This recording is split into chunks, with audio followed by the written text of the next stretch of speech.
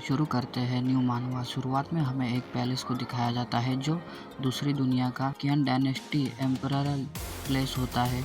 तभी हमें एक बंदे को दिखाते हैं जो पहले वाले एम्परल क्यूआन युआन एम्परल तू क्यूआन एम्परल की मृत्यु हो गई और उसका फोर्थ सन तुए थ्रोन पर बैठ गया। हालांकि ये अपने लाइफस्टाइल के दौरान तू क्यूआन जी द्वारा नियुक्त प्रिंस नहीं था।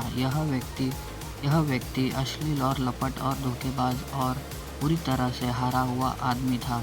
वो मंत्रियों के वजह से सक्सेस हो गया अपना थ्रोन पाने के लिए। फिर टूए कुछ देखने लगता है और फिर सामने देख के हैरान हो जाता है और फिर अपना सर पकड़ लेता है। तभी वो सोचने लग जाता है कि क्या वह निकम्मा एम्परर तू जिसकी कहानी मैंने अभी मेंशन किया था, यह मैं कैसे हो सकता हूँ। कुछ समय पहले मैं एक मॉडर्न ज़माने का आदमी के रूप में मैं किसी चीज़ पर गाइडेंस देते हुए एक यंग लड़की लोग का डांस देखते हुए वीडियो बना रहा था। तभी उसके कंप्यूटर में कुछ लिखा हुआ आता है, यदि तुम प्राचीन काल में वापस जा सकते हो तो तुम किस एम्परर की जगह पे जाना चाहोगे? क्या तुम ट्रैवल करना चाहोगे? ये देखकर अपना हीरो मिडल फिंगर दिखाता है और कहता है कि यदि आपको प्राचीन काल में वापस यात्रा करनी होगी, क्या आप किसी सम्राट के यात्रा करना चाहोगे? ये कैसा स्टूपिड वाला प्रश्न है। ये कहते ही वो कीपैड पे टाइप करने लगता है अपने फुल एनर्जी से और लिखता है कि तुम्हें मैं अभी बताता हूँ। तभी वो बहुत कुछ लिख के टाइप करते हुए पोस्ट करता है। मैं तुम्हें नहीं बताऊंगा क्योंकि लंबी हो जाएगी वीडियो। तभी वो आगे इसी टाइम में एम्परर के इसमें आ जाता है। तभी वो ये देख के कहता है कि तुम मेरे साथ खेल खेल रहे हो है ना?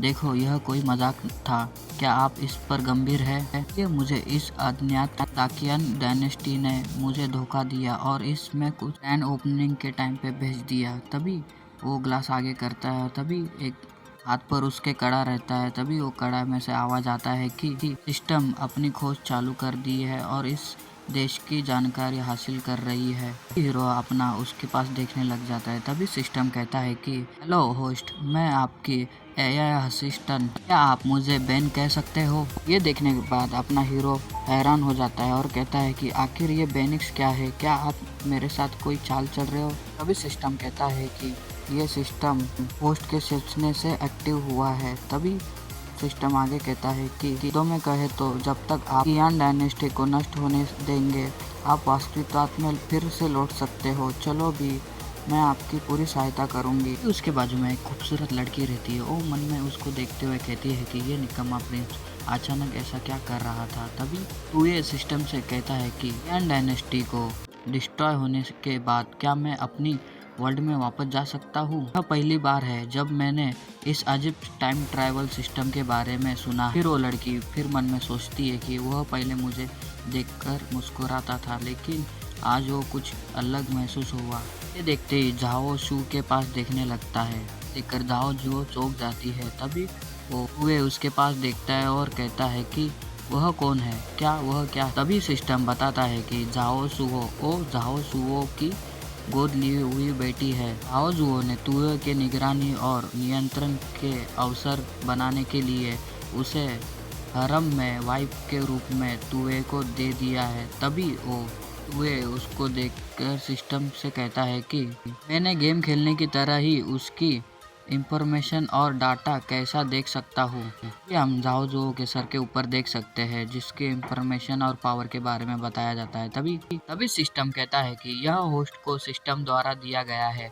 होस्ट किसी के भी कैरेक्टर की इंफॉर्मेशन देख सकता है, किसी भी टाइम पर देख सकता है। तभी झाओ सुओ मन में कहती है कि क्या मैं चीजों की कल्पना करते हुए उस सन प्रिंस की आंखों में एक लाइट की एक किरण चमकी हुई प्रतीत हुई जब उन्होंने मुझे देखा। तभी तुए उसके पास आता है और उसको देखता है और सोचता है, तो क्या इस खूबसूरत यंग सी लड़की को झाओ जुओ ने मुझ पर जासूसी करने के लिए तैयार किया था? उसका चार्म बहुत हायर है। तभी वो ये देखकर मन में कहती है कि क्या मेरी एक्टिंग स्किल जिस पर मुझे प्राउड था, ये ऐसा लगता है जैसे प्रिंस ने एक नज़र में ही मुझे देख लिया है। तभी तुए उसे ही देखने लगता है। तभी एक आदमी को हमें दिखाते हैं जो कहता है कि प्रिंस, मैं देख रहा हूँ कि आप अभी से ही अनुपस्थित दिमाग वाले हैं। आपके मन में क्या चल रहा है? तभी तुए मन में कहता है कि पीछे दो बंदे खड़े हैं, वो लोग सिस्टम द्वारा बताया गए गद्दार है ना? क्या मैं भी उसकी इंफॉर्मेशन देख सकता हूँ? तभी वो उसकी तरफ देखता है तो उसको उसकी इंफॉर्मेशन देखती है तो वो देखता है कि इंटेलिजेंस 94 और स्ट्रेंथ 76, चार्म 65 और पावर 41 और सपोर्ट 51 ये होती है। तभी उसका नाम बताते हैं कि ये तियोन युआन है। वो किंग डायनेस्टी के सही प्राइम मिनिस्टर के जाओ जुओ के सौतेले ब्रदर है। और तो वो तुए को एक नियंत्रित कठपुतली मानते थे और तुए को कियान डायनेस्टी के रूप में स्थापित करने का प्रयास करते थे। और फिर हमें एक दूसरे आदमी को दिखाते हैं जो मोटा होता है, वो मांस का टुकड़ा खा रहा होता है। तभी फिर वो उसके टैक्स देखने लगता है। Intelligence 82, power 100, charm 70, strength 65, support 66। तभी उसका नाम बताते हैं ये है जाओ जुओ होता है। ये कियान डायनेस्टी और ली तियोन का सौतेला ब्रदर है और ये तुए को नियंत्रित कठपुतली मानता है और तुए कियान डायनेस्टी के स्थापन करने का प्रयास कर रहा है ये भी। तभी तुए कहता है कि खैर ली की पावर बहुत अच्छी है। और फिर झाओ सू मन में ही कहती है कि यह पहली बार था जब प्रिंस की नज़र इतनी उदासी थी और यह डरावनी भी थी, लेकिन इसने बिना किसी कारण के मुझे थोड़ा एक्साइट भी कर दिया गया। तभी हमें तुओ को दिखाते हैं जो अलग ही सोच रहा था। तभी वो कहता है कि झाओ जुओ का नंबर थोड़ा बेहतर है, उनके पास हाई सपोर्ट और मल्टी टैलेंटेड है। तभी वो झाओ अपने हाथ में जो खा रहा था वो दिखाते हुए कहता है कि ओल्डर ली, क्या प्रिंस इस बात से चिंतित है कि एम्परर ने जो थ्रोन दिया है वह स्थिर नहीं होगा? तभी तुए चाय पीते हुए मन में सोचता है कि नहीं, काश मैं एम्परर की थ्रोन पर मजबूती से न बैठता पाता और ये कंट्री बहुत जल्दी डिस्ट्रॉय हो जाता। तभी वो झाओ जुओ कहती है कि मन में कि यहाँ तक कि मेरे सौतेले फादर ने भी रूड उत्तेजना का सम्मान करने पर भी वह अपनी इमोशनल और गुस्सा को दिखाने में सक्षम था। प्रिंस ने राजनीति के बारे में ये कब सोचा? तभी झाओ उठकर कहता है कि आखिरकार पहले ही एम्परर ने अपनी मृत्यु से पहले प्रिंस तुए को थ्रोन पर बैठने के लिए नियुक्त किया था, जो विदेश में आर्मी को लीड कर रहे थे। ये सुनने के बाद तुए मन में कहता है कि इससे पता चलता है कि पिछले एम्परर द्वारा नियुक्त प्रिंस का नाम तुसू है। ये ऐसा लगता है कि वर्तमान में एम्परल कैपिटल में नहीं है बल्कि दूसरे प्लेस पर आर्मी के लीड कर रहा है। तभी झाओ जुओ हंसते हुए कहता है कि अब हम एम्परल डिग्री का एक उल्लेखन कर रहे हैं और थ्रोन पर आपके आरोहण में आपके प्रिंस का समर्थन करने की तैयारी कर रहे हैं। इसमें कोई आश्चर्य नहीं है कि जब ये दोनों लोग इम्पीरियल कैपिटल में रहते हैं तो इनके एरोगेंट होने का साहस करते थे। और वो हंसते हुए वो छोटे से घर पर हाथ मारते हुए आगे कहता है कि हालांकि यह धक्का देकर ताबूत का ढक्कन नहीं खोलेगा और हमें नहीं मारेगा, तुसू के बारे में ये कहना मुश्किल है।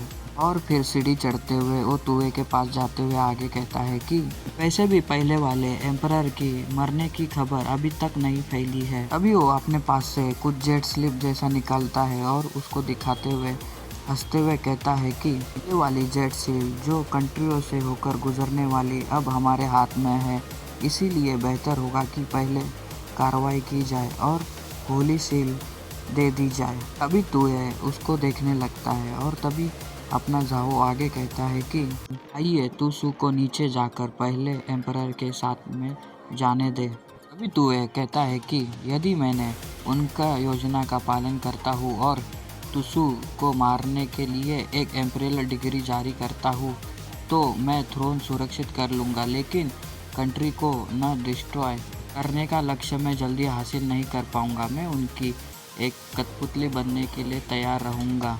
एम्परल कियान युआन की हड्डियाँ ठंडी होने से पहले उनके दो सबसे पसंदीदा मिनिस्टर ने उनकी अंतिम इच्छाओं का उल्लंघन किया और एक बेकार से प्रिंस को थ्रोन पर बिठाने की साजिश रची और उस दुनिया का कंट्रोल करने के लिए कठपुतली के रूप में इस्तेमाल किया। इस तरह मैं यहाँ ड्रामा का अनुसार नहीं कर सकता और अगर मैं मेरे पास मुझ पर जासूसी करने के लिए एक यंग लड़की नहीं है तो मैं इसे भूल सकता हूँ। मुझे बहुत सावधानी से खेलना होगा।